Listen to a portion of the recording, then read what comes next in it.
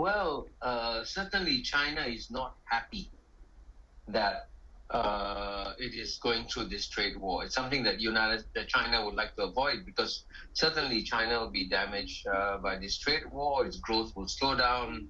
There'll be less exports, and people's livelihoods will be affected. That's all that's real. But at the same time, whenever you talk about China, you must remember that the time horizon of China is very, very different from the time horizon of American politicians. I mean, from President Trump's point of view, what he's really got to worry about is the November 2026 elections, because if things in the American economy keep going down as they have been going down, it's possible that the Republicans are going to have a very rough time in November 2026. So there is a very short time constraint on American policymakers. Now, in the case of China, and China's been around, as you know, Steve, for 5,000 years. The Chinese think minimally in terms of decade or 2 decades. So they realize that this struggle with the United States will continue for decades. It's not going to be resolved in 1 or 2 years.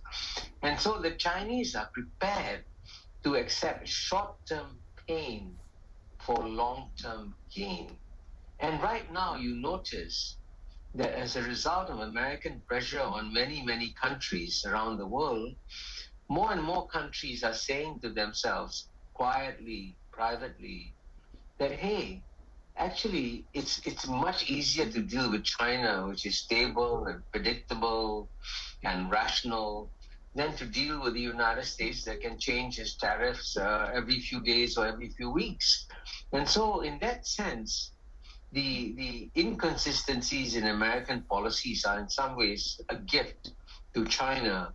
And actually, I don't see countries walking away from China. In fact, I've just published an article in a Swiss newspaper, NZZ, making the case that Europe should now see whether it can improve its ties with China as a way of counterbalancing the pressure from the United States. So lots